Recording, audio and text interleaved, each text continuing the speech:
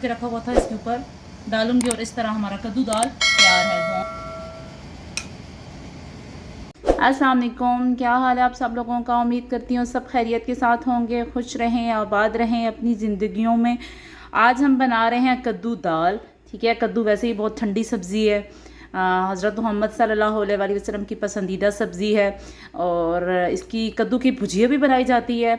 और इसके अलावा आज हम पर बना रहे हैं कद्दू दाल। किस दिन कद्दू की भुजिया भी इंशाल्लाह मैं आपको ट्राई करके बताऊंगी कैसे बनती है, पर आज हम बना रहे हैं कद्दू दाल। ठीक है, और इसके लिए मैंने क्या किया है कि एक अदद मेरे पास बड़ा सा कद्दू था जिसको मैंने ऐसे आधा शेप में काट लिया है। ठीक है, जितनी मुझे क्वान्टिटी चाहिए थी मैंने हाफ़ लिया है।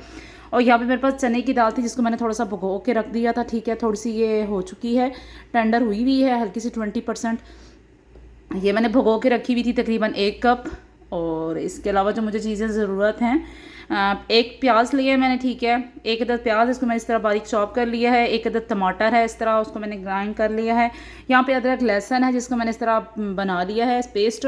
यहाँ पे कुकिंग ऑयल है मेरे पास, हाफ़ कप है। यहाँ पे मेरे पास मोटी 2 मिर्च हैं, ठीक है, कश्मीरी। और यहाँ पे 2 मेरे पास करी पत्ता है और राई दाना है।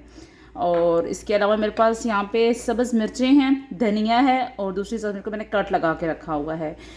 और यहाँ पे मेरे पास जो मसाले मैं इसके अंदर ऐड करूँगी, सुरख लाल मिर्च है, हल्दी है, धनिया है पिसा हुआ, नमक है, अच्छा, और ज़ीरा है। ये सारे 1 टेबल स्पून है, पर नमक मैंने हाफ़ टेबल स्पून लिया है। ये आपकी टेस्ट के मुताबिक है, अगर आप ज़्यादा खाते हैं तो ज़्यादा भी डाल सकते हैं, पर मैंने हाफ़ टेबल स्पून लिया है।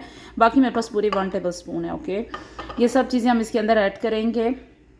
तो आइए हम बनाना स्टार्ट करते हैं। बस दाल में हमने प्याज को इतना नहीं करना होता बस सुनहरा, बस हम थोड़ा सा इसको करेंगे। ठीक है, अब इस पॉइंट पे मैं क्या करूँगी,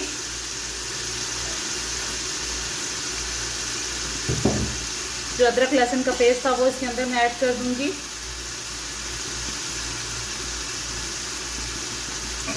थोड़ा सा उसको पकाएंगे हम लोग।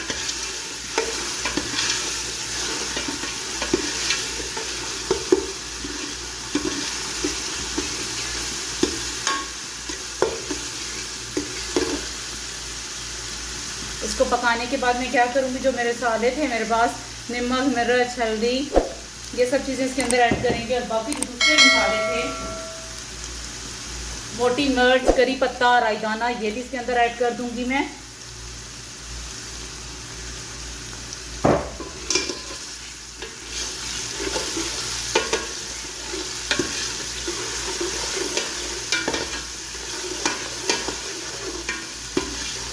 थोड़ा सा कुक हो गया है तो अब इस पॉइंट में मैं क्या करूँगी, जो मिर्च मसाले थे, ज़ीरा था मेरे पास, वो इसके अंदर ऐड कर दूँगी।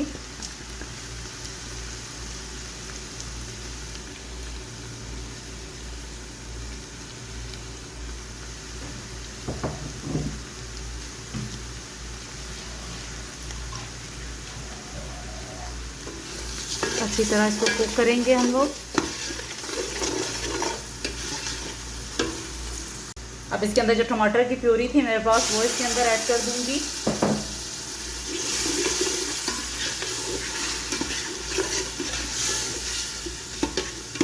अच्छी तरह मसाले को 1 से 2 मिनट के लिए कुक करूंगी मैं।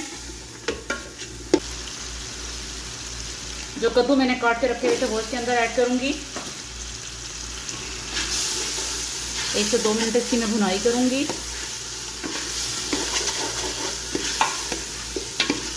फ्लेम मैंने तेज़ ही रखी हुई है, मैंने फ्लेम इसकी स्लो नहीं की। अब ये जो दाल है मेरे पास, मैंने आपको बताया है 20% मैंने कुक की हुई है, ये इसके अंदर ऐड कर दूंगी। मैंने दाल शामिल कर दी है। अब 2 से 3 मिनट के लिए अच्छी तरीके से मैं इसकी थोड़ी सी भुनाई करूंगी, 2 से 3 मिनट। और उसके बाद मैं इसको वेट लगा दूंगी तकरीबन 5 से 6 मिनट के लिए, जिससे दाल भी गल जाएगी और कद्दू भी गल जाएगा। दाल के साथ जो पानी था थोड़ा सा था वो मैंने इसके अंदर शामिल किया है। बस अब मैं इसको वेट लगाती हूँ और उसके बाद देखते हैं फिर इसकी क्या आती है। और सब्ज़ मिर्च मैं फिर एंड पे ही ऐड करूँगी। बस मैं इसके अंदर थोड़ा सा और पानी शामिल करूँगी और फिर इसको वेट लगाती हूँ।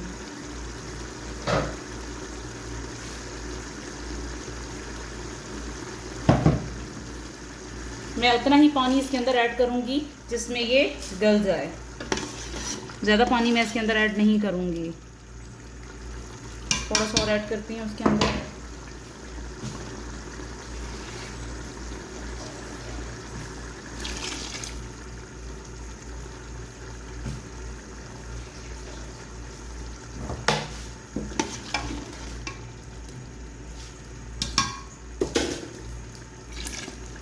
बस तकरीबन ये डिप हो गई है दाल और कद्दू, ठीक है। अब मैं इस पानी में इसका वेट लगाती हूँ, तकरीबन 4 से 5 मिनट मैं लगाऊंगी। आप चाहें तो अगर आपकी दाल मोटी है, आपने उसको भिगो के नहीं रखा, तो आप उसको ज़्यादा भी वेट लगा सकती हैं, पर मैंने भिगो के रखी हुई थी तो इसलिए फिर मैं इसको अब वेट लगाती हूँ। अब इसका मैं तकरीबन 5 से 6 मिनट के लिए वेट लगाती हूँ और उसके बाद देखते हैं फिर इसकी क्या कंडीशन है। इंशाल्लाह अच्छे हैं, हम 5 से 6 मिनट वेट लगाएंगे तो उसमें दाल भी गल जाएगी और कद्दू भी गल जाएगा। 5 से 6 मिनट हो चुके हैं, आराम से मैं इसकी सीटी उतारूंगी। ठंडा हो चुका है, खोलूंगी इसको। अब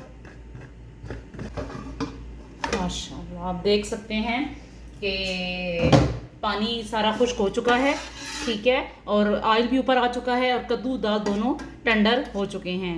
आप देख सकते हैं माशाल्लाह दाल हमारी गल चुकी है और कद्दू भी गल चुका है। कद्दू को इतना हमने गिराना था कि ये गला हो, पर इसका मतलब ये नहीं कि बिल्कुल ही ये इसके टुकड़े टुकड़े हो जाएं, ऐसे इसको नज़र आना ज़रूरी है, ठीक है। अब आप देख सकते हैं ऑयल इसका माशाल्लाह आया हुआ है और हमारी इस तरह कद्दू दाल तैयार है।